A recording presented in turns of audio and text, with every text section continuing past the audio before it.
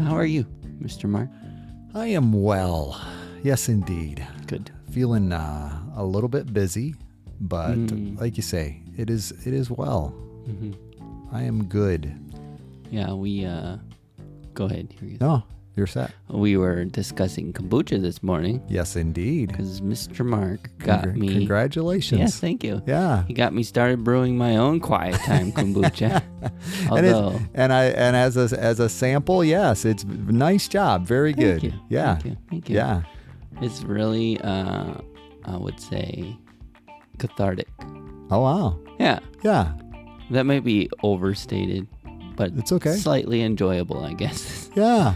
Where cathartic feels more therapeutic, maybe. Yeah, but there's a point where Well, maybe that's true. It even. offers you a sense of relaxation or just kind of a mindfulness to be able to kind of do a thing that is different and Yeah.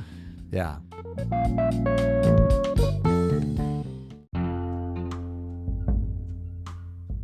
Welcome to How I See It with me, Mark Pratt, and Justin Sternberg. This is a podcast that works to counter cultural polarization through thoughtful conversations. I've started, so this is my second week of bottling, so, it's, oh, cool. yeah. So I've been doing the flavors Mark suggested, raspberry ginger, There you go. but I also did a few raspberry lemon. Those Oh, are wow. also very good. Yeah. Almost, very lemonade-y. Yeah. I bet. For the amount of lemon I put in. It was surprising. Yeah. And I started Googling like all these other flavors, and I got a bunch of there's a bunch. fun ideas. Yeah, yeah. I'm sure, yeah. Yeah. So thank you, Mark. Thanks for turning me on to that. no. It is a weird hobby. I hear you. The SCOBY thing, man. If you don't know, look it up.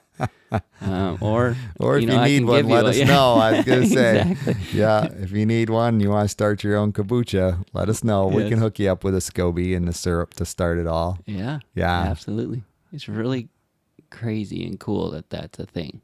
And the neat part of it is it's like you can make a bunch Yeah. for very little expense Yes. in comparison. If you're really a kombucha consumer, Yeah.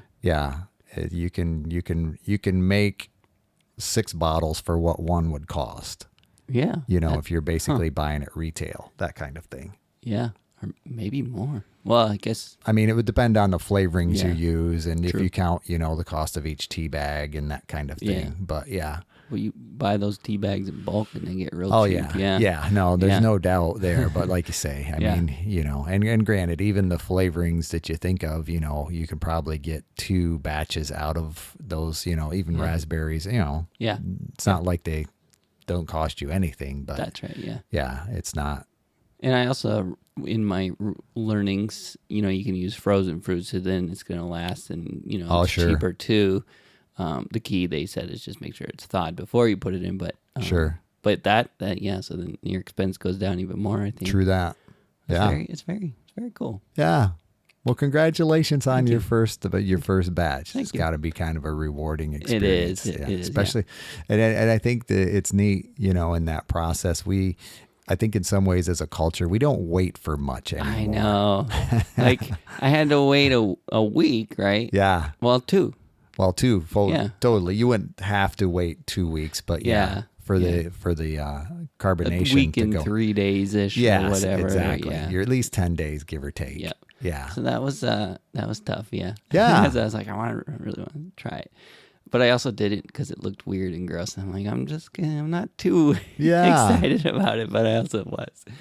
Yeah. Anyway, good times. And then Yeah. I used my homegrown ginger because I have some ginger plant out Yeah. there, and so that's also fun. Just kind of using your own. So that Yep. also saves on the cost, right? Sure. When you're using your own stuff. Exactly. Yeah, I Yeah. got some lemons about to be ripe, so I'll be There you using go. those. And Yeah. so yeah, that's what this episode's about, kombucha. What were you gonna say? We've done some muscadine as well with just the Oh, grapes, yeah. and it's very That's a sweet. Good idea. Yeah, I put some ginger in with that to add a little tartness, but Yeah. just the muscadines themselves made it very sweet. I bet. Yeah. Yeah, I'm not a sweet person. You don't like the if, super yeah, sweet if it one. tastes like Kool-Aid, I'm not a big fan. Don't drink the Yeah. Kool-Aid. See, I feel like mine kind of tastes like Kool-Aid, and I enjoy it. But it's a good Kool-Aid. It is a good Kool-Aid. Yeah. Yeah. Ginger does kind of help. moderate the. Yeah. Yeah. So when you think of other things that take a process of time, Yes. that's very, things that are very difficult to do instantly, what Yes. comes to mind? It's funny because Mark will ask these really wonderful segue leading questions. I know what the topic is, and so I know that's the answer. Yeah, no, I'm But, I'm not asking for that answer. I I'm know. honestly asking. This happens fairly regularly. I'm like, I gotta think of an answer that I would try and think of anyway. Can you think All of right. anything? One more that time, is ask the question. When you think of things that take time and you yeah, can't that get are right are away, help. That's something that's a process of time. Yeah. It takes a process of time. Yeah. What comes to mind? Well, it reminds me of our planting things episode where Sure. we talked a lot about growing things, Growth, right? sure. you know, Growth takes time. yeah, Seeds, growth generally, yeah. yeah. That's a good example. I also think prayer, answers to prayer. Okay, Often, sure. We have to wait yeah, at times to see yeah, the fruition either of prayer or answers to Mhm. prayer, or or clarity and direction. yeah, Megan jokes a lot of times that she'll pray about something and then say, "All right, now what do you want me to do?" And then she'll kind of try and take on the job of doing the work Of doing versus being. rather than waiting. yeah. So yeah, and I relate to that very much too. Sure. The best prayer is the ones where you ask for help and you ask for direction or whatever, and then you just wait.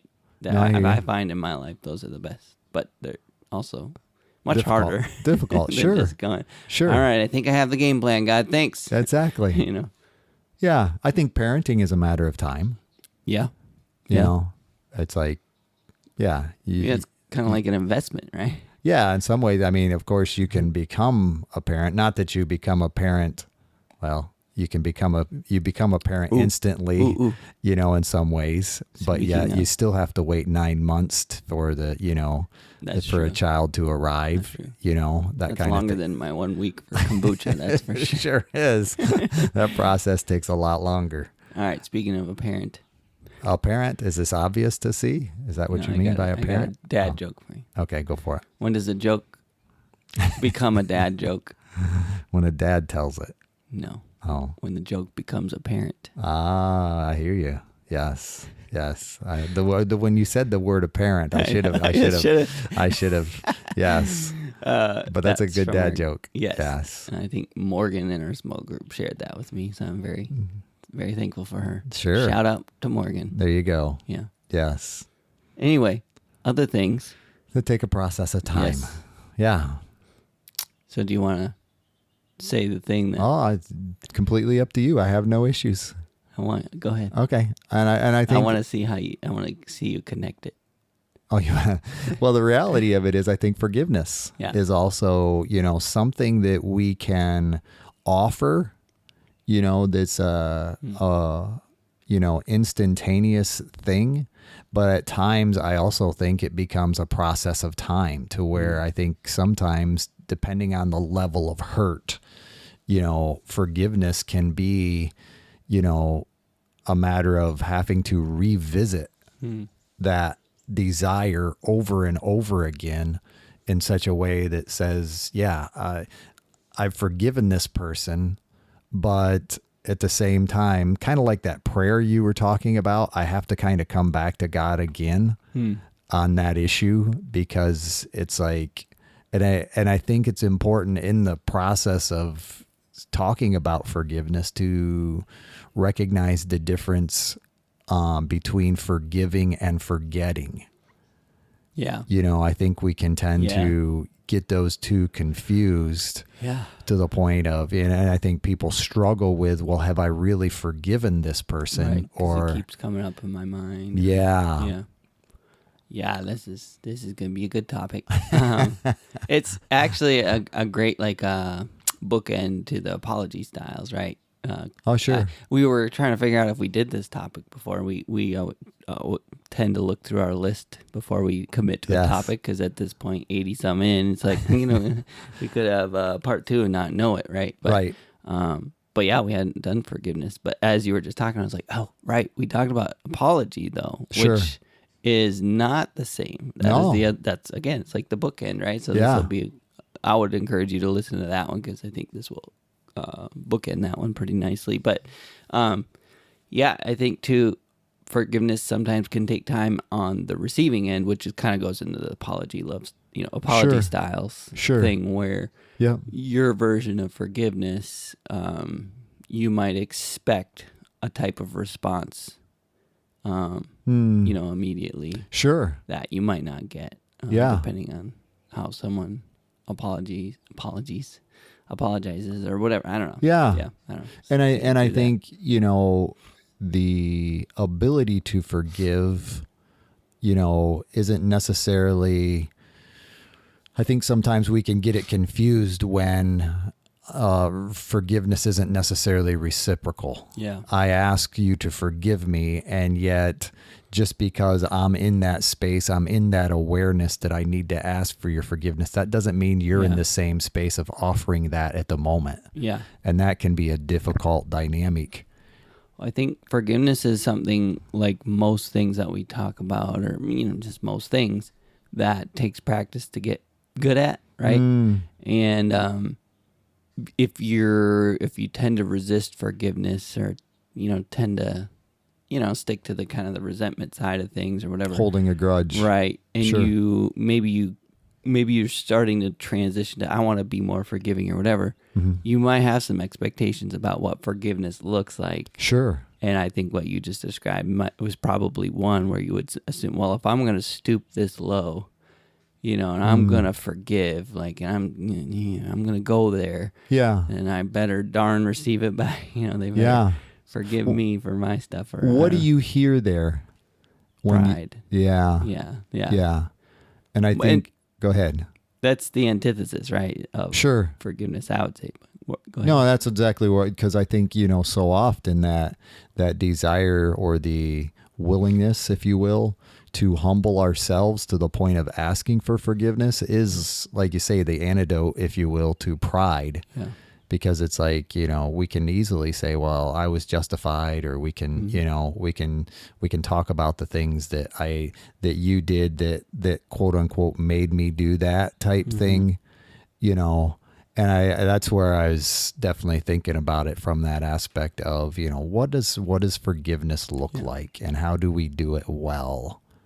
Well, I recently heard a teaching on this by our good friend Karen, Mm-hmm. and she said, and I agree, that forgiveness, the enemy to forgiveness is pride, whether you're trying to give forgiveness or request it. Right? Sure. Sure. When you're trying to forgive someone, your natural desires, I was just saying, to have that resentment, to say, they don't deserve forgiveness, so Sure. why should I give it, kind of thing. That's that pride, or vice versa. Well, it's their fault too. Why should I apologize? That kind of thing. And I think it's the enemy of forgiveness in both directions. Pride. Sure. Is, but Yes. Yeah. yeah. In Celebrate Recovery, we have a step called amends, Mm-hmm. and it's essentially a forgiveness step. The desire is, real quick breakdown of the steps, simplified version. You kind of enter the program, and we work through some denial and some powerless steps to kind of figure out, I don't have it, I need help, Mm-hmm. I have bigger problems than I realize, that kind of thing.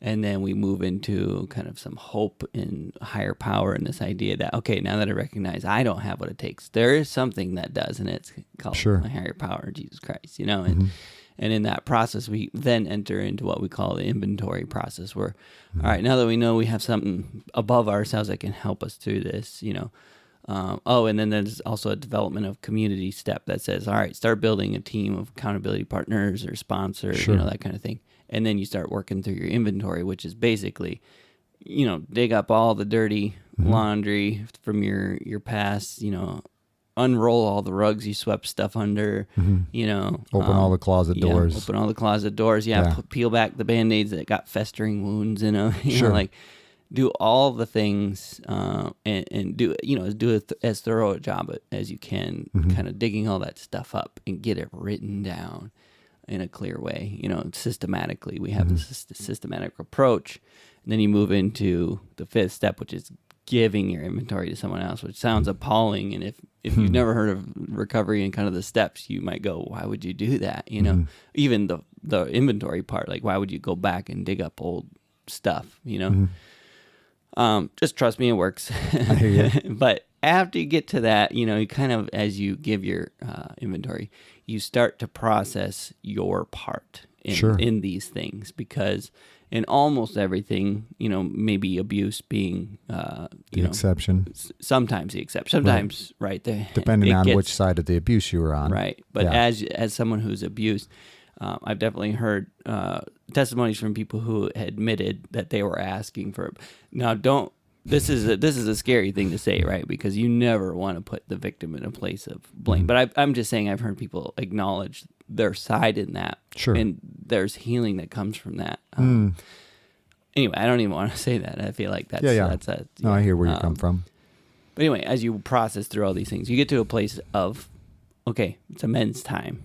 Sure. It's time for me to make the apologies I need to make and give forgiveness I need to forgive. And so that's where that teaching we recently heard was from. One of my favorite aspects to that teaching and that principle is we say, not for them.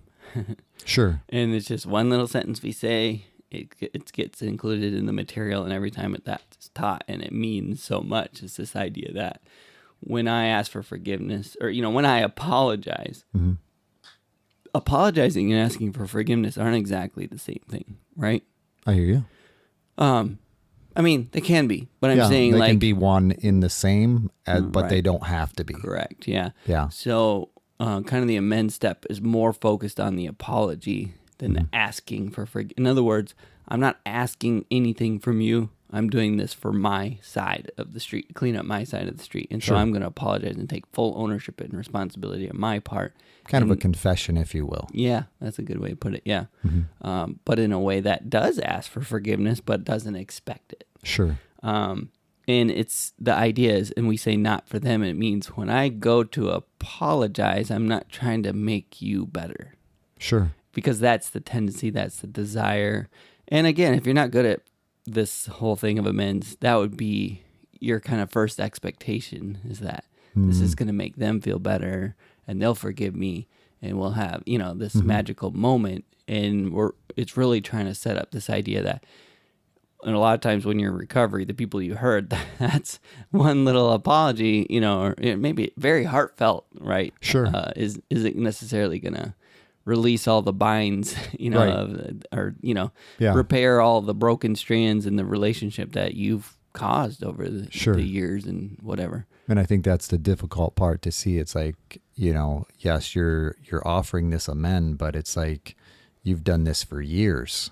Yeah. And I'm supposed to just forgive you because now you've come to recognize it, and this hurt has been, you know, this hurt has been inflicted upon me for a long time, you know?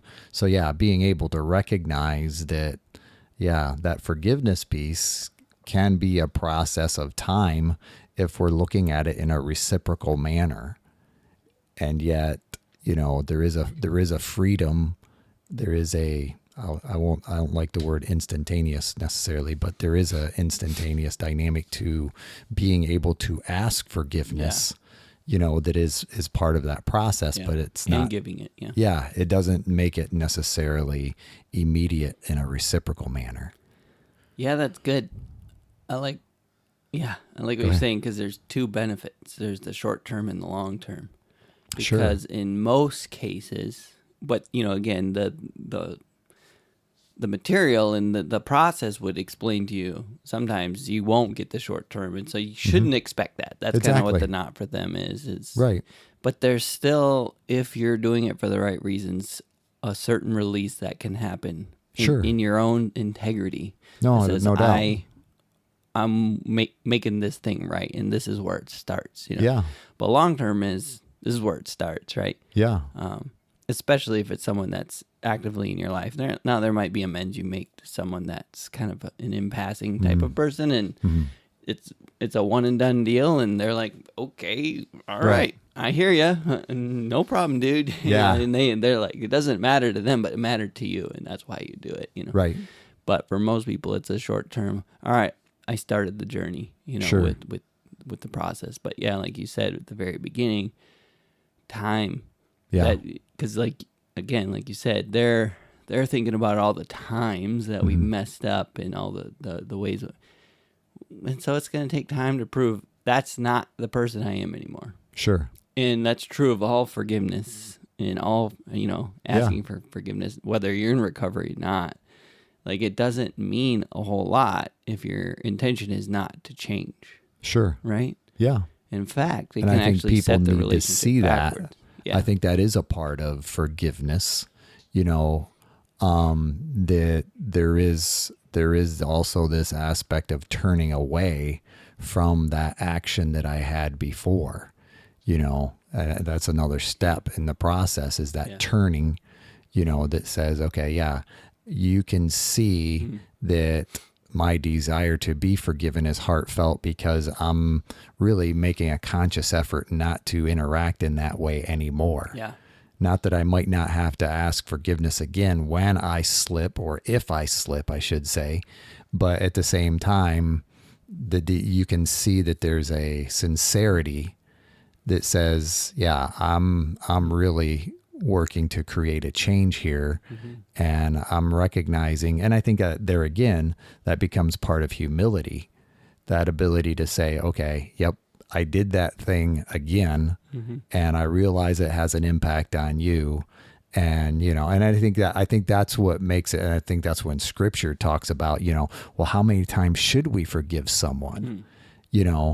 Because I think there is this process that wants to say, yeah, well, yeah, you ask me for forgiveness every time you're sorry, Yeah. And I think we can kind of, the word can get, overused in such a way that, questions the sincerity of the action. So yeah, it's just Which goes to the apology styles again. Like, sure. Yeah. Yeah. Yeah. But yeah. What was that quote? You had a quote. I did have a quote from one of our, Mark is doing a very rare thing. I am. I'm looking He's looking at his phone in the midst of is it Usually fair, that's my. Is it fair to say this would be a first? I believe so. It'd be pretty close. Yeah. Either way. Yeah. It was, Usually his phone's like in his truck or something. Ruger's making phone calls. Exactly. But this is from Ruth Bell Graham said, a happy marriage is the union of two forgivers. If you truly want Christ at the center of your marriage, forgiveness must be ready and waiting. That's good. Yeah, that was shared by someone in our small group, and I was thinking about it in that Look at us context. quoting our quoters in our small group. There you go, Ruth Graham Bell, indirectly. Yeah. Yeah, Ruth Bell Graham. I guess this way. Yeah, but either way, someone related to Jimmy. No, not Jimmy. Yeah, Jimmy Graham. Billy Graham. Billy Graham. Billy Graham. Sorry, Billy. Jimmy. See, I get Jimmy mixed up with Billy sometimes. Do you? Jimmy in our small group, because he just reminds me. Of Billy. Yeah, Billy Graham. He's Fair a preacher. enough. He's a preacher. Yeah. But yeah, I like that, because I've always heard, marriages, the best marriages are two servants in love, and to think about it, two forgivers in love, because you realize, I realize in a lot of cases you're married to a human being, an imperfect person. Yeah. So to recognize that, there won't be any flaws in our, those expectations are too high. Yeah. So to be able to recognize at times that, I'm going to make mistakes. And you're going to make mistakes. So therefore, this desire to be a forgiver helps me extend grace, to you and recognize I need your grace, at times when I'm the one that, made the mistake type thing. And I like that context, because you think about it, if humility is the basis of forgiveness or the desire, it keeps pride from like creating that division. Because what you when you think about what pride does in a relationship, that's basically all it does, is create division. Yep.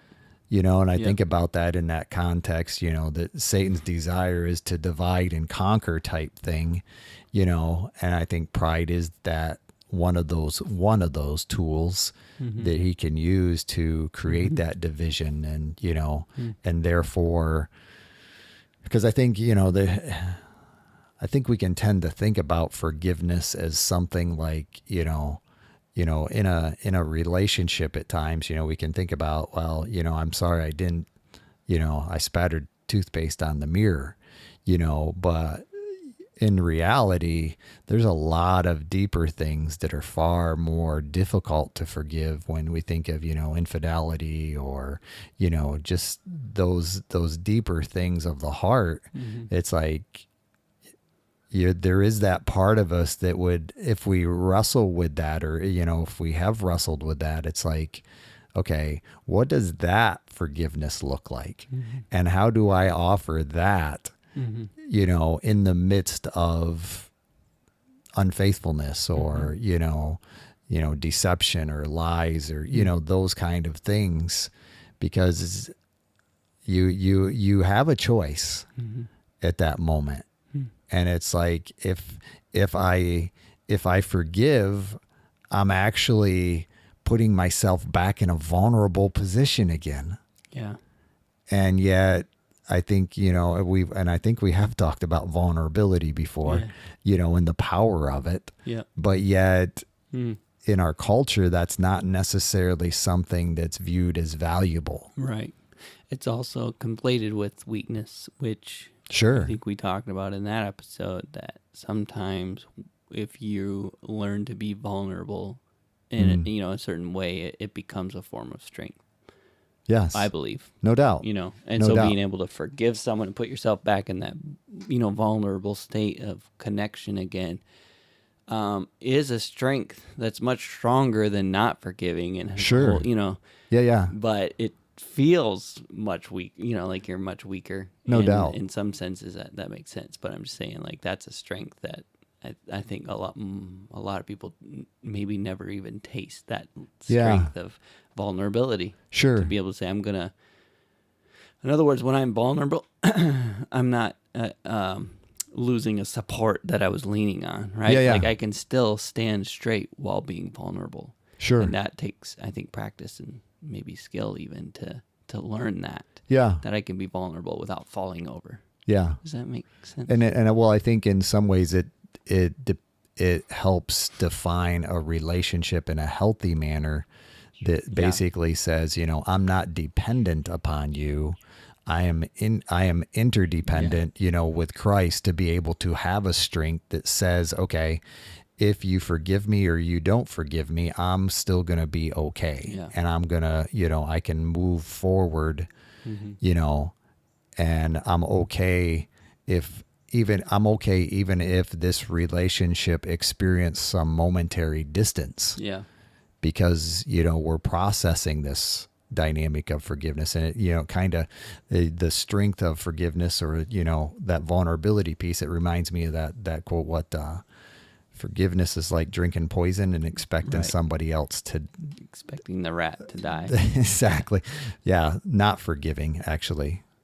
Yeah. Is like drinking poison. Holding a grudge. Holding a grudge, yes. Is like drinking poison, expecting the rat to die. Or someone else. Right. Yes. Right. Yeah. And so I think about it in that when you were talking about taste, that's what kind of comes to mind. It's like, yeah, it can be a bitter thing. Yeah.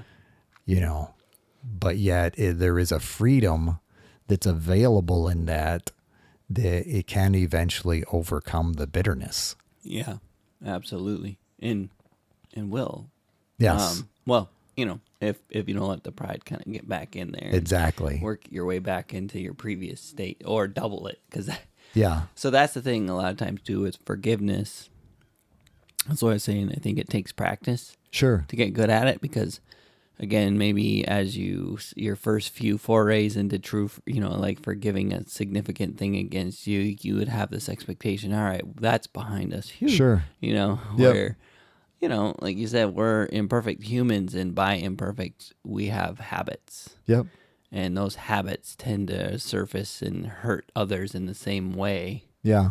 Over and over, like in, your toothpaste spattered on the wall, right? Like or on the mirror thing, I think is a good example of that. Like that can really, like that's just one example, but socks on the floor, sure, whatever it is.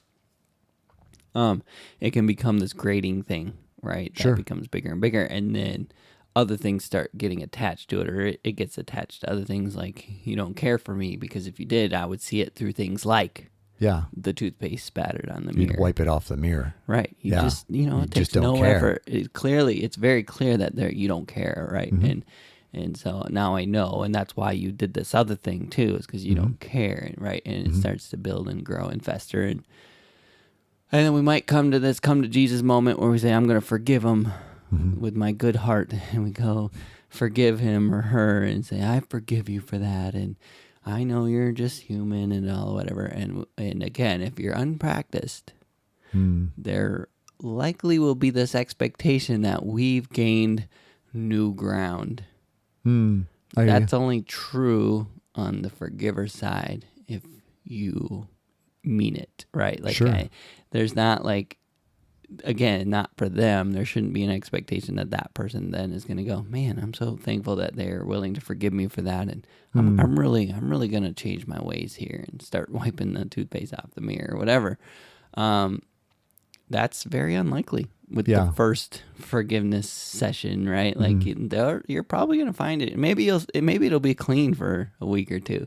Yeah, and I think I recognize, or it's interesting as you think about that, because quite often when I'm working with couples, I'll address that, that process of, okay, yeah, there's been this offense, whether it's pornography or, this kind of thing. And there's this aspect where I kind of, it's almost like a gauge for me that basically kind of says like the skill level assessment. It's like it's kind of, but I'm actually gauging the willingness of the individual to forgive.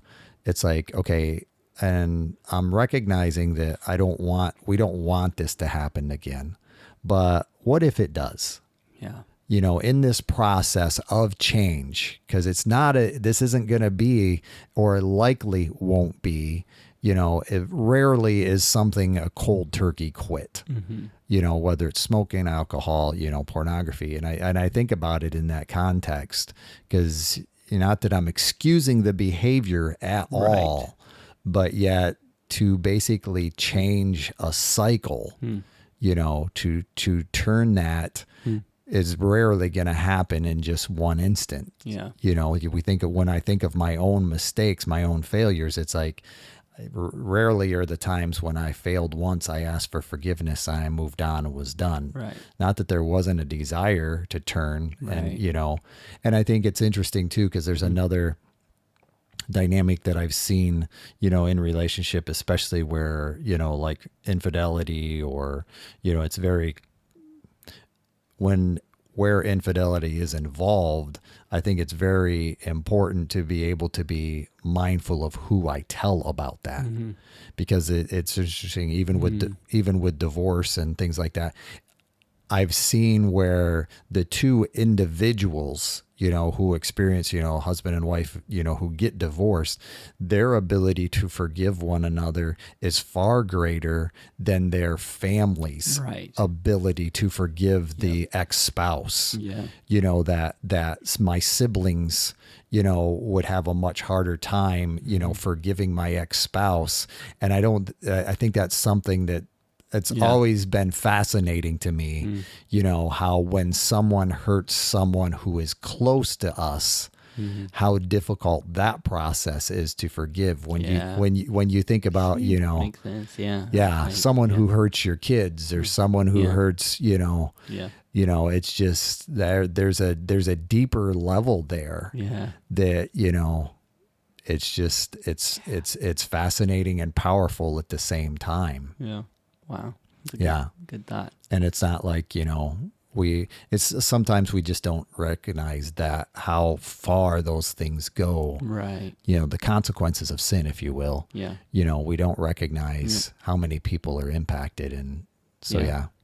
Yeah. There's, it makes me think of, again, is part of my process of recovery and things that I've learned that one of the things I need to continually process is resentment. And it's just something I've learned, it's a weakness of mine and I can see it almost in a familial way of like being passed down in a sense, and various other family members where there's a kind of a trait, a tendency towards resentment and like just really, I would say being hurt by things more than it should be, right? Like that's kind of how I would define the resentment. Sure. So for me, it's about the way I get back to a normal level of understanding of how that situation is processing it with someone else, which I've learned over the years of recovery or whatever, that it has to be a very safe environment, very safe relationship where there's an understanding between us that this is never, ever meant for you to be on my side. I got you. Yeah. I have no desire for that at all. What I need is someone to push back on me and say, have you considered this? And that kind of thing. Because kind of like what you're saying, like there's a danger there in sharing our hurts and our resentments with someone else, and then them carrying that burden, and then me going, okay, now my burden's lighter, I can move on with my life, but now they're carrying it, right? It's like, now I can forgive my spouse because I told all my siblings, and I feel better, and I'm ready to move on. And they're all left holding this baggage, saying, kind of poisoned the well type thing, as you would refer to. Yeah. I was thinking about that in the context of, as you mentioned, and here again, I'm curious on your perspective, because you bring it up from that transgenerational dynamic of, resentment being handed down. How would you say that has affected your ability to forgive, extend forgiveness? In other words, do you see that? I mean, I'm not looking for an obvious answer. I'm looking for the, how has that? Well, I mean, without working on it, it makes it way harder to forgive. Is that what you're at? Well, I guess that would be my thought. I mean, I guess I'm just saying that's not something that I wrestle with. Not that I don't have plenty of other things that I do wrestle with, but resentment isn't necessarily one of those things. I find myself on that side. I'm jealous. Well, I also like you struggle with jealousy. So.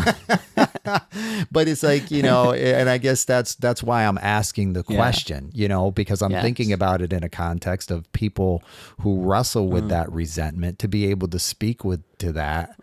I mean, I can certainly speak to it. Yeah.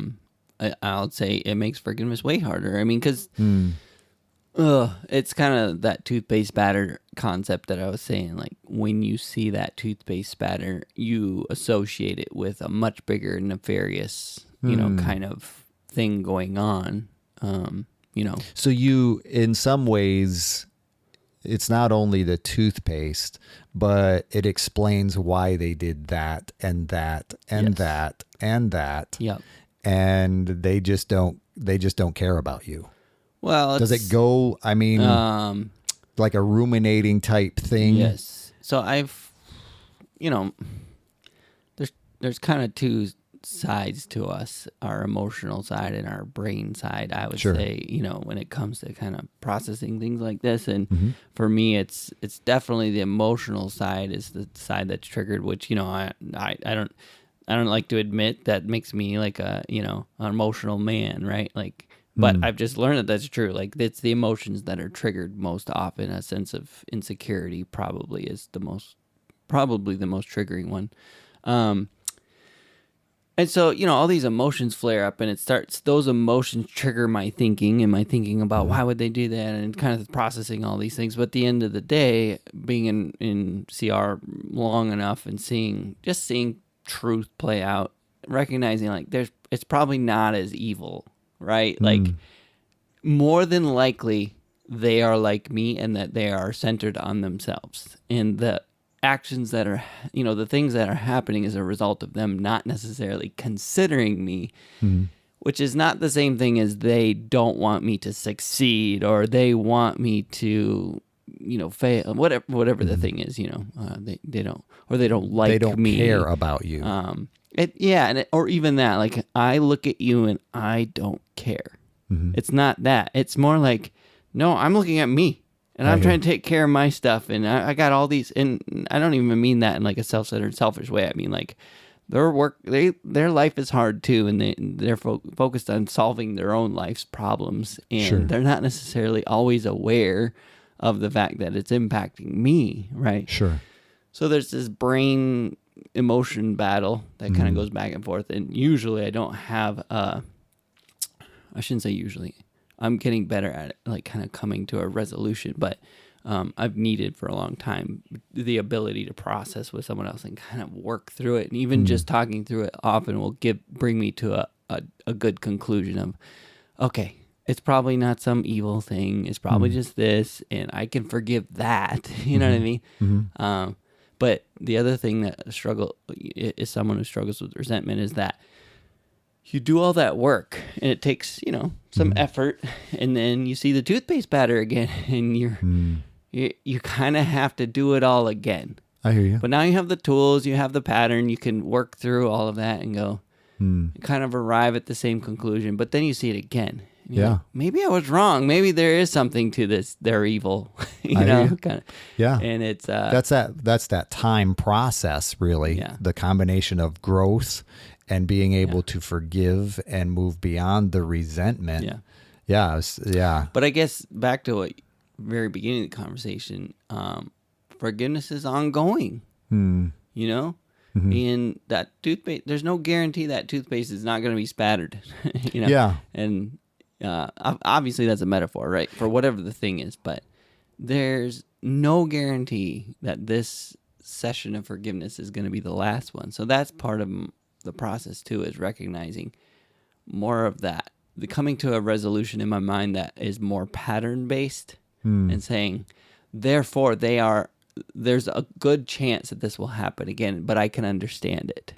Right? Sure. Does that make sense? Yeah, and I think that's that's what I was thinking as you were sharing. A lot of what you were sharing in the resentment has to do with the way that I think about that other person who has offended me. Yeah. And yet I'm also willing to recognize on the other half of the resentment is the person who's holding on to it. And maybe in some ways that inability is the wrong word, but that self-awareness, I'll call it, that basically says, well, I have this other thing that I do. Because I think in that aspect of resentment, I can see myself as elevated. Yes. And I'm the one on the throne who has been offended. Yeah. And I was thinking about that in that context of, because I think a lot of what we're talking about takes both self-awareness and others' awareness, and being able to say, okay, that's how I think about them, but wait a second, what does that really say about me? And how am I looking at this? And what is my vantage in that process? Yeah, I'm really glad you said that, because I didn't really make that clear, but that's certainly been... And I'm not accusing you of having it elevated. I apologize. I would say that's exactly what happens in the flare up, right? Okay. It's like this, definitely this elevated, you mess with my throne or whatever kind of, and I would say that what you just described is definitely part of the tool set to kind of recognize my part in it, and how could I have contributed to this? And is there, maybe I'm doing something that hurts them, that causes them to do that, and I'm not aware of it, and I'm kind of processing through it. Maybe I said that a certain way, and kind of trying to take more of it onto myself. And I would even say for a while, maybe I went too far that way. I gotcha. right? Where I'd be like, well, it's my fault. Okay, I feel better. It's all my my fault. fault. And I think it wasn't like I was beating myself up about Yeah. it. It just gave me some release in the situation. Okay, Sure. all right, that's fine. It's my fault. All right, good. Yeah. Let's move on, kind of thing. But again, I think that became a crutch too, I gotcha. and it started to become clear, like, it's not always my fault. Yeah. Yeah. and having to learn how to forgive when it isn't my fault. Yes. And so that's been a journey too, and, Yeah. and now it's kind of and finding that balance, Yes. if you will. And I know, when we do an inventory, that kind of thing, they will encourage you to have a balanced inventory.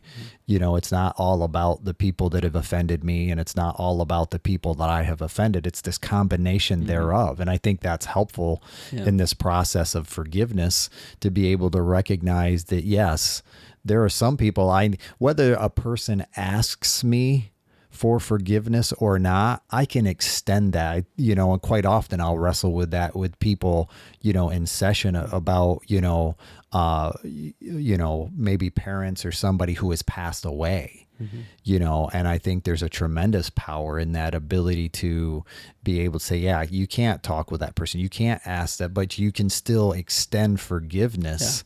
Even post-mortem type thing to, says, hey, yeah, this is something that I'm holding on to, and it's beneficial for me to let go of that, even though it will have no effect on that other individual whatsoever. It had, Yeah, one of the things that's in the men's teaching that's super important I think anytime you talk about forgiveness, it's important to talk about this, that forgiveness is not excusing someone's behavior. Sure. And again, that's another conflation that happens. It's like, well, if I forgive them, then that means it's okay what they did. No, absolutely doesn't. Yeah. It does not. They're not the same thing. Yeah. And forgiveness is not condoning or accepting poor behavior. Yeah. It's saying, I forgive you. It's a very distinct action that's should not be conflated. And I think it's interesting, even if I may, to take that one step further, when Jesus was on the cross,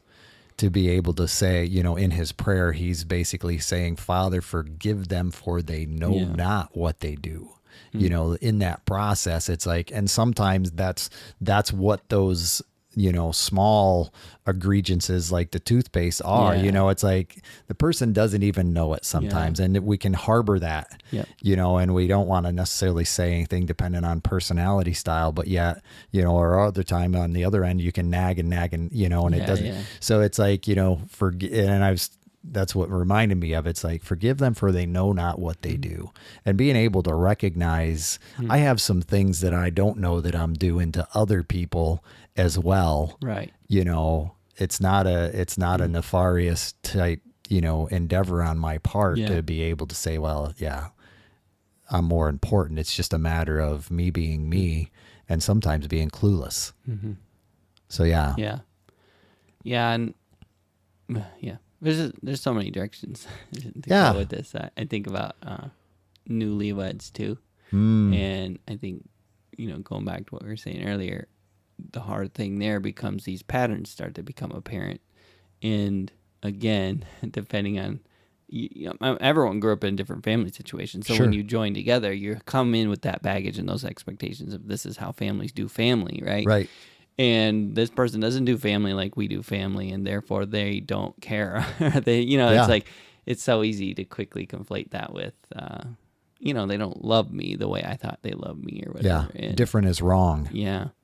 And there's just this learning process of forgiveness of all these little offenses, but also learning where boundaries should be and where we say, the toothpaste thing, that's something that really bothers me. I'd really like you to do better there. And like trying to have a boundary there. And then when they don't, say, all right, I'll clean it.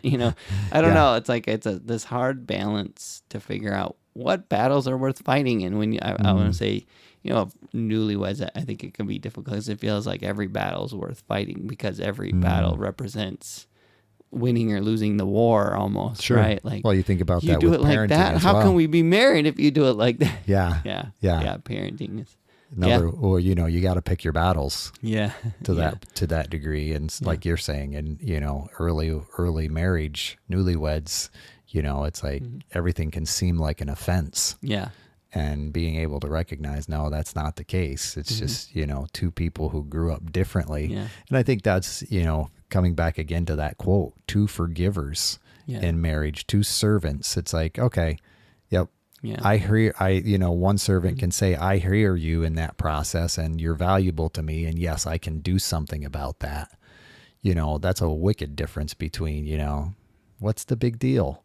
For crying out loud, get over it. Yeah. You know, Yeah. and I think, you know, that's that, you know, that's that pride, you know, humility, you know, difference personified, if you will, to a certain degree, in a simplified version, of course, but And, you know, how do we go through a whole thing about forgiveness and not talk about Jesus' quote about how many times I forgive? Did we? I mentioned it earlier, but it, 7 times 7. Okay, sorry. Yeah. We did mention that's how you don't. You can't get through it without mentioning. We already did, so we're going to add it twice. But I love that context of, you know, someone asking how many times I have to forgive someone who offends me. And 7 times, he says 70 times 7. Yeah. You know, it's kind of this exponential concept of, you know. Just keep forgiving. Yeah. And there's nothing magical about, you know, 7 the numbers. times 7. Yeah, 7. When you reach 77, it's like, all right, now you can be. Now I can let the hammer down. That's right. That's right. Yeah, it was this idea that whatever you think it is, it's way more. Yeah. You know, so get used to just doing it and stop counting, basically. And being able to recognize that, you know, it's not ignoring the offense. Yeah. It's still being able to have the choice that I don't hold on to that resentment that builds while I'm keeping track. And I think, you know, there is a definite freedom in that ability to be able to say, okay, yep. Yeah. And I'm not saying it's as nonchalant, you know, as, okay, yeah, I forgive you, because some, you know, events, you know, you know, that's where the time comes in, because it's like, okay, but you don't recognize this has happened before, you know, this has happened, you know, and so, you know, and I guess that's the beauty of the life Jesus lived. You know, it's like he always forgave in the process of an additional offense. You know, this more and more. And, you know, it's like, that's a real heart dynamic, because he recognizes the, you know, the freedom that comes with that. Because if anybody could have held a grudge, it would be Jesus in that process of perfection. It's like, you know, but he didn't. And that's a nugget. Oh, you just lost your nugget. Your nugget fell out of your pocket. I could see it. You had something you were ready to say, and I went 3 seconds too long. And now you're gonna have to go like another 18 seconds. I hear you. It was about Jesus in the process of being able to forgive, even though he was perfect. He still forgave, and the freedom that comes from forgiveness for the individual that's too much pressure. I'm not gonna be able to do it. Okay, it'll come back. That's all right. Although I was gonna say, well, maybe not in this program, but no, it was good. I'm sure it was. I'm sure it was. Yes, that's why I was. Oh, nice job! Woo! He found it. It felt good enough that I was like, I don't know if I want to end without saying it. I can't remember. All right, so say it now. The key to forgiveness from Jesus' perspective is having a view on, you know, how much we've been forgiven. Oh, sure. Right. And so I can't really imagine how much more difficult it is to be a forgiving person if you really have this view of being on the pedestal or the throne, or like, you know, I'm, you know, the one human being in this world who doesn't do all the bad things, you know. You think about driving, and everyone else is a stupid driver, right? Sure. And, you know, that's a funny thing, but like we kind of do that. Like every person in our lives, we kind of think, you know, I'm the pinnacle of integrity, and everyone else is kind of, although you might have a few bright lights in the distance of people you look at and think, well, they're probably better than me. But like, I don't know. We kind of have this idea of, I need to be forgiven less because the reasons I do things are obvious. and I have these wounds. My intentions are good. Yeah, exactly. You're able to justify it. You're able to give yourself plenty of forgiveness. Funny, depending on what you did. Now, there are some people who struggle with forgiveness for themselves for various, I'm not going to go there, but that's certainly a thing. But what Jesus would speak about was, he gave this parable of this servant who went to this, his, the guy who borrowed money from, right? And he said, I'm sorry, I don't have the money. And the guy was pretty upset. He said, well, I'm going to throw you in jail or whatever. And he said, please, forgive me. And, I'll make it right or whatever. And he said, you know what? I am going to forgive you, and you don't have to make it right. I forgive you 100%. You don't owe me. We're good. And they moved on with their life. Well, a little bit later, that same servant was forgiven that debt, and it was a large, large debt, like a life debt type of thing. He had his own someone who borrowed money from him or something, and it was a much smaller amount, and the person said, I'm sorry, I can't pay it. And he said, you're in trouble. And he threw him in jail, right? And he basically, Jesus was saying, and what was the rest of that parable? Does the original person? Yeah, in other words, he was kind of like coming out of the temple as it was, and then other people who witnessed that dynamic went and reported it to the official that, like, Joe didn't forgive Bill because he had, and so it got back to the official, and the official resummons him and basically said, you wicked fool, how are you to, not forgive that individual who, offended you when I forgave you this lifetime of indebtedness. Yeah. And basically put all the debt back on him, threw him in jail, that kind of thing. Yeah. So Jesus, that was the parable for essentially the amount of forgiveness that, he has given us for the offenses that we've done, especially if we've accepted his, payment for our sins. Sure. And he's saying, how can you, with that debt paid, then go and hold your spouse that debt for the, splatter on the mirror, right? Like, how can you do that when you've been forgiven this much? And I think that's a really important perspective for someone like me who struggles with resentment to get back to say, well, I messed up too. And, I've been forgiven a lot, and not just by Jesus, but by my spouse and by, Mark and by whoever, right? Like these people that I tend to hurt with just my normal patterns in life, that I think I can forgive this thing, Sure. I think that's one of the tools. But yeah, I felt like it was important. I just really want to share that nugget. The one that fell on the floor, I picked it back up and dusted it off. But nice job finding it rather quickly, even. Yeah. Yeah, that was Thank good. you for rounding out the parable. I was a little fuzzy on the ending, but you nailed it. It's all good. Happy to be here. Mark and Justin's version. There you go. Bible. Yes. Paraphrase. Yeah. Ooh, all so right. Thanks for sharing on forgiveness, Justin. Yeah. Yeah. You're welcome. Thanks for bringing the topic. Not a problem. Happy to do so. Yeah. This is how we see it.